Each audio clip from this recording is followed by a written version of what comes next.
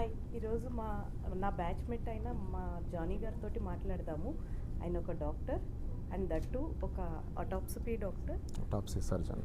సరే. హాయ్, నా పేరు doctor Shaik Jani, autopsy surgeon.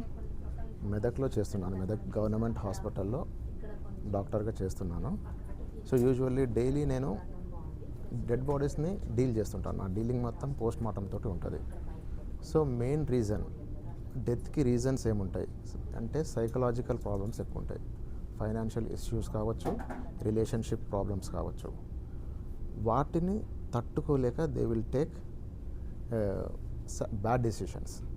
So heat of the మూమెంట్లో జస్ట్ ఒక 2 minutes వెయిట్ చేసి జస్ట్ రిలాక్స్ అయ్యి ఆ 2 minutes వెయిట్ చేస్తే 1 minute or 2 minutes వెయిట్ చేస్తే you can come out of that situation. అలాంటి సిచ్యువేషన్స్ వచ్చినప్పుడు యాజ్ ఎ లైఫ్ కోచ్ని కానీ ఎవరన్నా అప్రోచ్ అయితే you will get good results.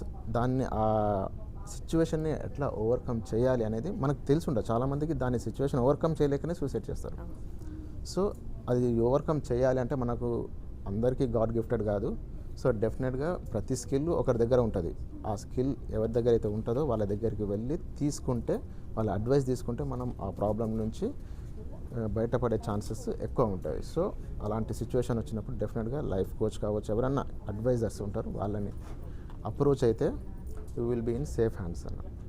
ఆ ఒక్క రోజుని వాళ్ళు క్రాస్ చేయగలిగితే ఆ ఒక్క రోజు కాదు, ఆ ఒక్క రోజు కూడా కాదు, జస్ట్ 1-2 minutes, ఆ 1-2 minutes మీరు క్రాస్ చేయగలిగితే చాలు. లైఫ్ ఎంత ఉంటుందో తెలియదు. అన్నెసెసరీగా మనల్ని మనం కిల్ చేసుకోవడం అనేది మంచి డెసిషన్ కాదు. లైఫ్ చాలా ఉంటుంది. ఏమో ఆ రోజు దాటేసిన తర్వాత ఇంకా ఆపర్చునిటీస్ ఎట్లా వస్తాయో తెలియదు. మంచి ఆపర్చునిటీస్ రావచ్చు, చాలా ఆపర్చునిటీస్ రావచ్చు. సో ఫస్ట్ బతికుండడం ఇంపార్టెంట్. Life is important. ఆ తర్వాత నెక్స్ట్ ఏమనేది ఎలాగైనా బతకొచ్చు. చాలామంది బతుకుతున్నారు. మనకు అన్నీ ఉండి కూడా చనిపోవడం ఎందుకు? చాలామంది రోడ్ సైడ్ ఉన్న వాళ్ళు బతుకుతున్నారు. వాళ్ళకి లేని ప్రాబ్లమ్స్ వాళ్ళకంటే ఎక్కువనా మనకు? So that is why life is important. మన ప్రాబ్లమ్స్ కాదు, ఫైనాన్షియల్ ప్రాబ్లం కాదు, రిలేషన్షిప్ ప్రాబ్లం కాదు, ఏ ఎమోషనల్ ప్రాబ్లం కాదు, ఏది కాదు. ఎటువంటి సిచ్యువేషన్ అయినా ఒకవేళ వాళ్ళ ఫ్యామిలీతోనో ఫ్రెండ్స్తోనో షేర్ చేయలేదైనా లైఫ్ కోచెస్ లైక్ మనం ప్రొఫెషనల్స్ తోటి డీల్ చేస్తే. ఇంకొకటి ప్రాబ్లం ఏంటంటే ఇది చెప్పుకోలేకపోవడం. షేరింగ్ చేసుకోవాలి. ఎనీ ప్రాబ్లం, ఏ ప్రాబ్లం ఉన్నా కానీ ఫస్ట్ మనం షేర్ చేసుకోవాలి. అది మన ఫ్రెండ్ కావచ్చు, ఫ్యామిలీ కావచ్చు, ఎక్స్-పర్సన్ ఎవరైనా కావచ్చు, ఎవరు తెలియని పర్సన్ అయినా షేర్ చేసుకోవచ్చు. షేర్ చేసుకుంటే ఒక బర్డెన్ అనేది ఫస్ట్ డిక్రీజ్ అవుతుంది. మనకు ఆపోజిట్ నుంచి సొల్యూషన్ వస్తుందా లేదా అనేది ఇంపార్టెంట్ కాదు. మనకు మన బర్డెన్ అనేది, భారం అనేది తగ్గిపోతుంది. ఎప్పుడైతే తగ్గుతుందో వీ స్టార్ట్ థింకింగ్ ఓకే, కొంచెం రిలాక్స్డ్గా అనిపిస్తుంది. నేను ఇప్పుడు ఎంతో స్ట్రగుల్ అవుతుంటాయి, సంథింగ్ ఏదో ఆలోచన, అదే ఆ స్ట్రగ్లింగ్ ఆ ప్రెషర్ తట్టుకోలేను, ఏదో ఒకటి చేసుకోవాలి. అది ఎప్పుడైతే నేను షేర్ చేసుకున్నాను మీతో, నాకు ఈ ప్రాబ్లం ఉంది, అది ఉంది, మీరు సాల్వ్ చేస్తారా చేయదా అనేది సెకండరీ.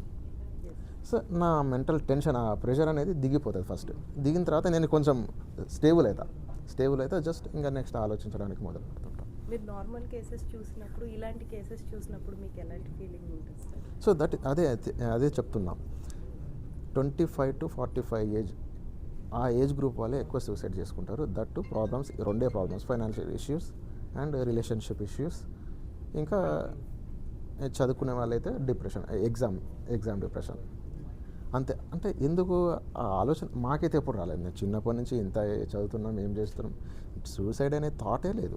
అసలు ఆ థాటే లేదు ఇప్పటివరకు. ఇప్పుడు చాలా ఇంక్రీజింగ్, చాలా చూస్తున్నాం. అది ఎందుకు వస్తుంది అనేది డౌట్. ఆ డౌట్ వచ్చే నేను ఈ లైఫ్ కోచ్లో అసలు ఎందుకు అట్లా ఎవరినన్నా మార్చగలిగితే, కొంచెం ఆలోచింపజేయగలిగితే బాగుంటుంది అని ఈ జర్నీ స్టార్ట్ చేశాను నేను కూడా. ఎవరో ఒక్కళ్ళైనా సరే వాళ్ళు నమ్మి ఎక్స్ప్రెస్ చేయగలిగితే ఫస్ట్ చాలా బ్యూటిఫుల్ లైఫ్. షేరింగ్ అనేది చాలా ఇంపార్టెంట్ లైఫ్లో. మనం డిప్రెషన్లో ఎందులోనో ఉన్నప్పుడు షేర్ చేసుకోవాలి. డెఫినెట్గా ఎవరితోనొకరితో, మనకు డెఫినెట్గా ప్రతి పర్సన్కి ఒక నమ్మకస్తుడు అనవచ్చు, నమ్మేటోళ్ళు ఒక్కరు ఉంటారు, ఎవరో ఒకరు. జస్ట్ ఒక 5 minutes షేర్ చేసుకుంటే తగ్గిపోతుంది. తగ్గినప్పుడు ఆటోమేటిక్గా సిచ్యువేషన్స్ అన్నీ మారిపోతాయి. ఒక్క సలహా, ఏం కాదులే, మేము ఉన్నాం కదా, అది జరుగుతూనే ఉంటుంది, ప్రతి ఒక్కరి జీవితంలో జరిగేదే అని ఒక్కరంటే ఓకే, నా ఒక్కడికే కాదు అందరికీ అట్లనే ఉంది అనిపిస్తుంది. చెప్పాలంటే ప్రతి ఒక్కరి లైఫ్ ఎవరి బ్యాటిల్ వాళ్ళకు ఉంది, ఎవరి లైఫ్లో వాళ్ళ బ్యాటిల్ వాళ్ళు చేస్తూనే ఉన్నారు. అందరి బ్యాటిల్స్ ఉన్నాయి. దాన్ని ఎలా ఫేస్ చేయాలి అది నేర్చుకోవాలి. అంటే ప్రాబ్లంకి సొల్యూషన్ వెతకాలి. ఆ ప్రాబ్లం ఎందుకు వచ్చిందని వెతకొద్దు. ప్రాబ్లమ్స్ వస్తూనే ఉంటాయి. అవును. ఒకటి సాల్వ్ అయితే ఇంకోటి వస్తాయి, ఒకటి సాల్వ్ అయితే ఇంకోటి వస్తాయి. దాన్ని సాల్వ్ చేసే ప్రాసెస్లో ఉండాలి తప్ప అది ఎందుకు వచ్చింది, ఎలా వచ్చింది, వాళ్ళ వల్ల వచ్చింది, వీళ్ళ వల్ల వచ్చిందంటే అది ఇంకా ప్రెషర్ బిల్డప్ అవుతుంటుంది. మనల్ని మనమే డీమోటివేట్ చేసుకుంటుంటాం అన్నట్టు. అండ్ ఇప్పుడు టెక్నాలజీ బాగా పెరిగింది కాబట్టి ఎటువంటి సిచ్యువేషన్కైనా వాళ్ళు హెల్ప్ తీసుకోవచ్చు. ప్రొఫెషనల్స్ ఉన్నారు, ఎవ్రీ ఫీల్డ్లో డిఫరెంట్ ప్రొఫెషనల్స్ ఉన్నారు కాబట్టి పర్టికులర్ ఇష్యూకి అదే టెక్నాలజీ పెరిగింది, బట్ ఆ టెక్నాలజీని వాడే విధానం అనేది చాలా ఇంపార్టెంట్. అందులో మీరు ఇప్పుడు ఇన్స్టాగ్రామే ఉంది, మనం మంచి విషయాలు చూస్తే అన్ని మంచి విషయాలు వస్తుంటాయి.